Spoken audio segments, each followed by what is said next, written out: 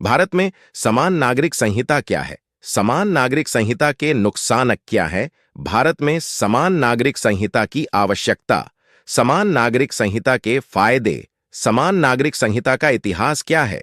आज की इस वीडियो में ये सारी बातों को जानेंगे, पूरा विस्तार से। तो वीडियो पूरा कंप्लीट देखिएगा और पूरा जानिएगा और समझिएगा। समान नागरिक संहिता का विचार पहली बार 19वीं शताब्दी में ब्रिटिश औपनिवेशिक प्रशासन द्वारा प्रस्तावित किया गया था। आजादी के बाद समान नागरिक संहिता को लेकर बहस जारी रही और भारतीय संविधान के निर्माण के दौरान भी इस मुद्दे पर चर्चा हुई। समान नागरिक संहिता, अंग्रेजी में इसे यूनिफॉर्म सिविल कोड कहते हैं, शॉर्ट फॉर्म में यूसीसी कहते हैं। यह एक सामाजिक मामलों से संबंधित कानून होता है जो सभी पंथ के लोगों के लिए विवाह, तलाक, भरण पोषण, विरासत व बच्चा गोद लेने आदि में समान रूप से लागू होता है। दूसरे शब्दों में, अलग अलग पंथों के लिए अलग अलग सिविल कानून न होना ही समान नागरिक संहिता की मूल भावना है। यह किसी भी पंथ जाति के सभी निजी कानूनों से ऊपर होता है। 1923 में जवाहरलाल नेहरू, हालांकि उन्होंने एक समान नागरिक संहिता का समर्थन किया, उन्हें वरिष्ठ नेताओं द्वारा विरोध का सामना करना पड़ा। आइए इसके इतिहास को पहले जानते हैं। व्यक्तिगत कानून पहली बार ब्रिटिश राज के दौरान मुख्य रूप से हिंदू और मुस्लिम नागरिकों के लिए बनाए गए थे। अंग्रेजों को समुदाय के नेताओं के विरोध का डर था और इसलिए वे इस घरेलू क्षेत्र में आगे हस्तक्षेप करने से बचते थे।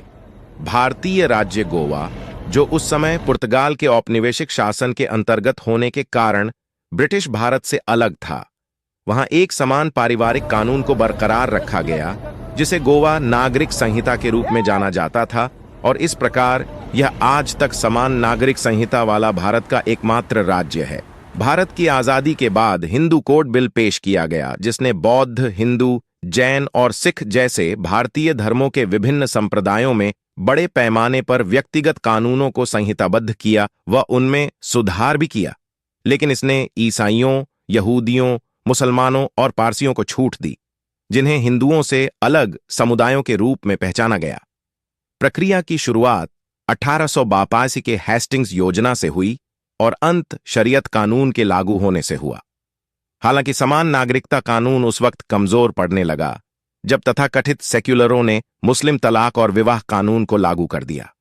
1929 में जमीयत अल उलेमा ने बाल विवाह रोकने मुसलमानों को अवज्ञा आंदोलन में शामिल होने की अपील की। इस बड़े अवज्ञा आंदोलन का अंत उस समझौते के बाद हुआ जिसके तहत मुस्लिम जजों को मुस्लिम शादियों को तोड़ने की अनुमति दी गई। फिलहाल समान नागरिक संहिता भारत में नागरिकों के लिए एक समान कानून को बनाने और लागू करने का एक प्रस्ताव है जो सभी नागरिकों पर उनके धर्म, लिंग और यौन अभिरुचि की परवाह किए बिना समान रूप से लागू होगा। वर्तमान में विभिन्न समुदायों के व्यक्तिगत कानून उनके धार्मिक ग्रंथों द्वारा शासित होते हैं। पूरे देश में समान नागरिक संहिता लागू करना भारत की सत्तारूढ़ भारतीय जनता पार्टी द्वारा किए गए विवादास्पद वादों में से एक है। यह भारतीय राजनीति में धर्मनिरपेक्षता के संबंध में एक महत्वपूर्ण मुद्दा है और शरिया और धार्मिक रीति रिवाजों की रक्षा में भारत के राजनीतिक वामपंथी, मुस्लिम समूहों और अन्य रूढ़िवादी धार्मिक समूहों और संप्रदायों द्वारा विवादित बना हुआ है। अभी व्यक्तिगत कानून सार्वजनिक कानून से अलग अलग हैं। इस बीच भारतीय संविधान का अनुच्छेद 25-28 भारतीय नागरिकों को धार्मिक स्वतंत्रता की गारंटी देता है और धार्मिक समूहों को अपने स्वयं के मामलों का प्रबंधन करने की अनुमति देता है।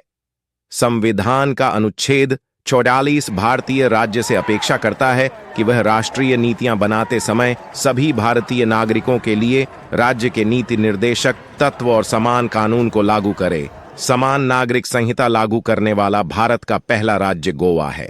फिलहाल यूनिफॉर्म सिविल कोड उत्तराखंड सरकार ने 6 फरवरी को विधानसभा में समान नागरिक संहिता बिल पेश कर दिया है।